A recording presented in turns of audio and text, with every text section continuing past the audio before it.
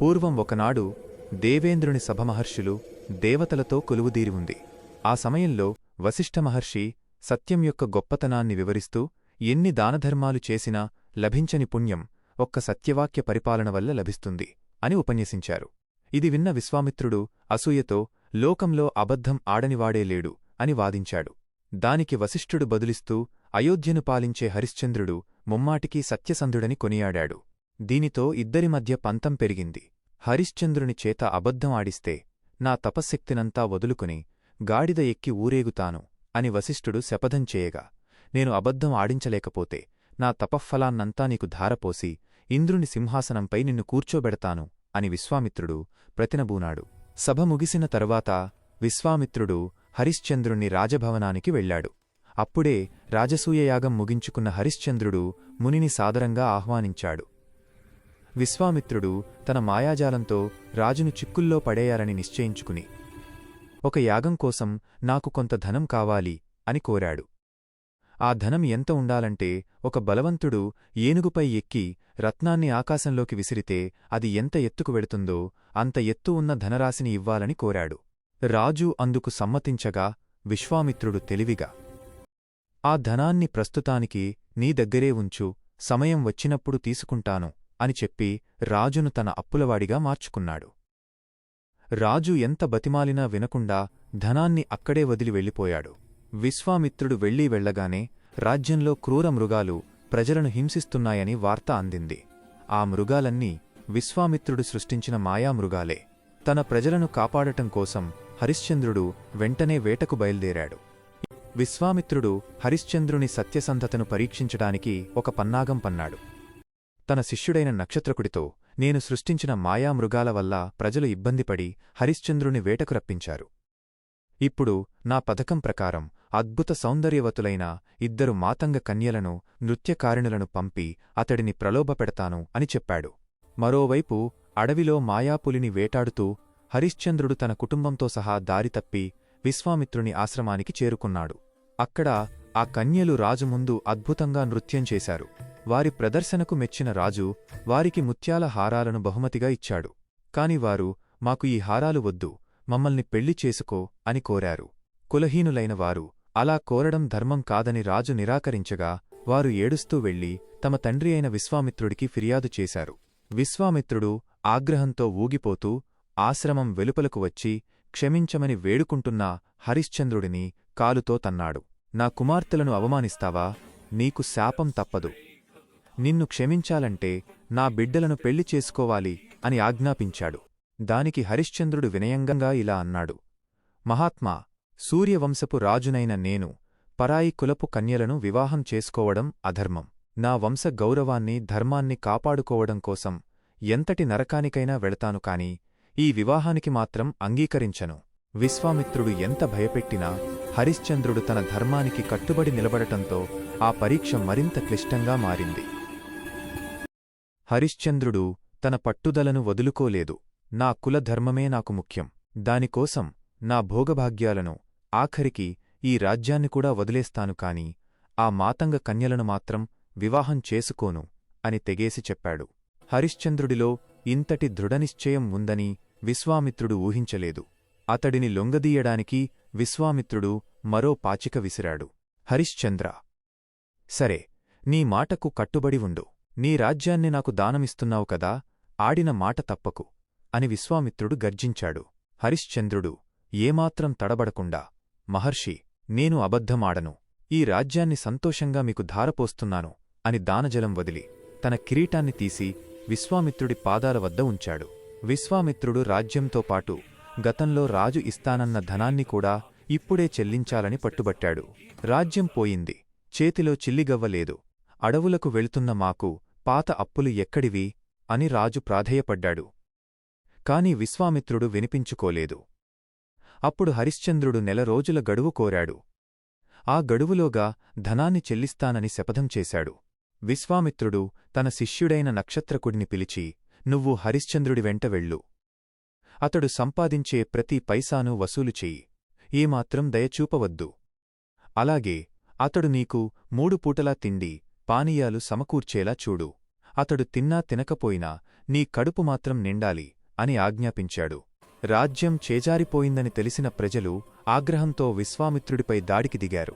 మా రాజును మోసం చేసి రాజ్యాన్ని లాక్కున్న దొంగవు అని తిట్టసాగారు. కాని హరిశ్చంద్రుడు ప్రజలను శాంతపరిచాడు. ప్రజలారా, నేను ఆడిన మాట ప్రకారం రాజ్యాన్ని ఇచ్చేశాను. నన్ను అప్రతిష్ట పాలు చేయకండి. మీరు సంతోషంగా విశ్వామిత్రుడి పాలనలో ఉండండి అని వారికి నచ్చజెప్పాడు. చివరగా విశ్వామిత్రుడు మరోసారి హరిశ్చంద్రుణ్ణి ప్రలోభపెట్టాడు. ఎందుకీ కష్టాలు? నా బిడ్డలను పెళ్లి చేసుకుంటే నీ రాజ్యం నీకు ఇచ్చేస్తాను అన్నాడు. దానికి హరిశ్చంద్రుడు చిరునవ్వుతో, మహర్షి, నాకు ఈ తుచ్చమైన భోగాలమీద ఆశలేదు. నాకు కావాల్సింది కేవలం సత్యం, కీర్తి మాత్రమే అని చెప్పి తన భార్యాబిడ్డలతో నక్షత్రకుడితో కలిసి అడవుల వైపు నడక సాగించాడు. విశ్వామిత్రుడు హరిశ్చంద్రుణ్ణి ఇంకా ఎలా ఇబ్బంది పెట్టాలో ఆలోచిస్తూ ఉండిపోయాడు. హరిశ్చంద్రుడు, చంద్రమతి, లోహితాస్యుడు మరియు నక్షత్రకుడు అడవిలో నడుస్తూ దారి వెతుకుతున్నారు. రాజ్యభోగాలను అనుభవించాల్సిన చంద్రమతి ఇలా అడవుల్లో కష్టపడటం చూసి హరిశ్చంద్రుడు తనను తాను నిందించుకుంటూ ఎంతో బాధపడ్డాడు. కాలిలో ముళ్ళు గుచ్చుకుంటున్నా, ఆకలి దప్పులు వేధిస్తున్నా చంద్రమతి మాత్రం భర్తను ఓదారుస్తూనే ఉంది. మరోవైపు నక్షత్రకుడు కోపంతో, నన్ను ఈ అడవుల్లోకి ఎందుకు తెచ్చావు? విశ్వామిత్రుడి అప్పు తీర్చకుండా భార్యాబిడ్డలతో సుఖంగా తిరుగుతున్నావు. నా కర్మకాలి నీ వెనుక తిరగాల్సి వస్తోంది అని విసుక్కున్నాడు. అందరికీ విపరీతమైన దాహం వేస్తోంది. చుట్టుపక్కల ఎక్కడా నీరు కనిపించలేదు. నక్షత్రకుడు రాజును నిందిస్తూ, అప్పు అడిగేవాడు ఉండకూడదని, మమ్మల్ని పులులకు ఆహారంగా వెయ్యాలని ఇక్కడికి తెచ్చావా అని అరిచాడు. ఆకలితో లోహితాస్యుడు ఏడవసాగాడు. అప్పుడు చంద్రమతి తన దైవాన్ని ప్రార్థించి తన పాతివ్రత్య మహిమతో 4 కల్పవృక్ష ఫలాలను పొందింది. ఆ పండ్లను తిని అందరూ ఆకలి తీర్చుకున్నారు. ఆమె మహిమవల్లే అక్కడ ఒక సరస్సు కనిపించగా అందరూ నీరు తాగి ప్రాణాలు నిలుపుకున్నారు. అదృశ్య రూపంలో ఇదంతా గమనిస్తున్న విశ్వామిత్రుడు ఆమె ప్రభావానికి ఆశ్చర్యపోయాడు. ఆ రాత్రి ఒక పెద్ద మర్రిచెట్టు కింద అందరూ విశ్రమిస్తుండగా విశ్వామిత్రుడి మాయవల్ల ఒక బేతాళుడు వారిపై దాడి చేశాడు. హరిశ్చంద్రుడు ఎవరికీ నిద్రభంగం కలగకుండా ఆ బేతాళుడిని వధించి అందరినీ కాపాడాడు.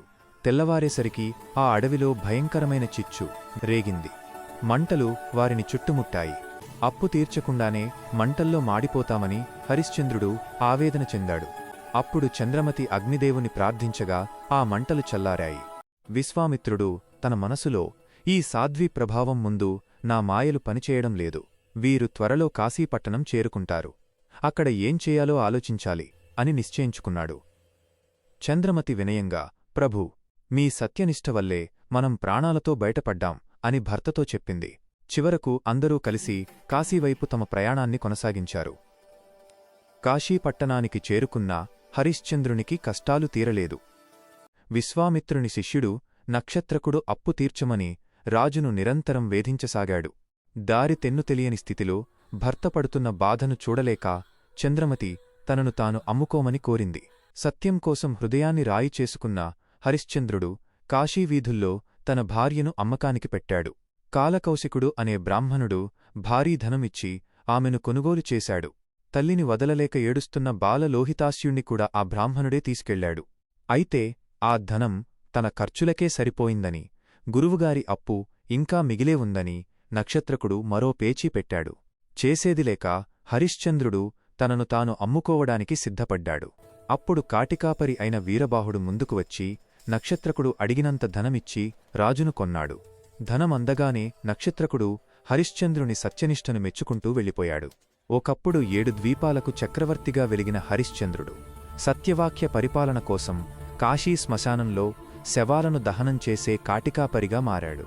తన భార్యాబిడ్డలకు దూరమై పరాయివాడి దగ్గర బానిసగా ఉంటూ కూడా తన సత్యనిష్టను మాత్రం వదులుకోలేదు. కాశీపట్టణంలో కాలకౌశికుని వద్ద దాసిగా ఉన్న చంద్రమతి కొడుకు లోహితాస్యుడు తోటి బాలురతో కలిసి అడవికి వెళ్లాడు. అక్కడ దర్భలు కోస్తుండగా పొదలో ఉన్న పాము కరవడంతో బాలుడు అక్కడికక్కడే ప్రాణాలు విడిచాడు. తోటి బాలురు ఈ విషయాన్ని చంద్రమతికి తెలియచేశారు. పుత్రశోకంతో కుమిలిపోయిన చంద్రమతి యజమాని అనుమతి పొంది అర్ధరాత్రివేళ కొడుకు శవాన్ని ఎత్తుకుని శ్మశానానికి చేరుకుంది.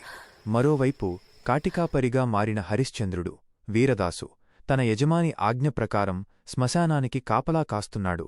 చిమ్మ చీకటి, భయంకరమైన శబ్దాల మధ్య అతను ఒక సమాధిపై కూర్చుని తన గత జీవితాన్ని తలచుకుంటున్నాడు. సరిగ్గా అదే సమయంలో చంద్రమతి తన కొడుకు శవానికి దహన సంస్కారాలు చేయడానికి అక్కడికి వచ్చింది. చీకటిలో ఒకరినొకరు గుర్తుపట్టలేని స్థితిలో ఉన్నారు. చంద్రమతి ఏడుస్తూ, రాజకుమారుడివైన నీకు ఇటువంటి గతిపట్టిందా నాయనా? నీ తండ్రికి కనీసం ఈ విషయం కూడా తెలియదు కదా అని విలపిస్తూ అక్కడక్కడ పడి ఉన్న సగం కాలిన కట్టెలను పోగుచేసి చితిని సిద్ధం చేయసాగింది. ఆ గొంతు విన్న హరిశ్చంద్రుడు ఆమె ఎవరో గొప్ప వంశానికి చెందిన స్త్రీ అని విధివశాత్తు కష్టాల్లో పడిందని గ్రహించాడు. కాని ఆమె తన భార్య చంద్రమతి అని మాత్రం గుర్తుపట్టలేకపోయాడు.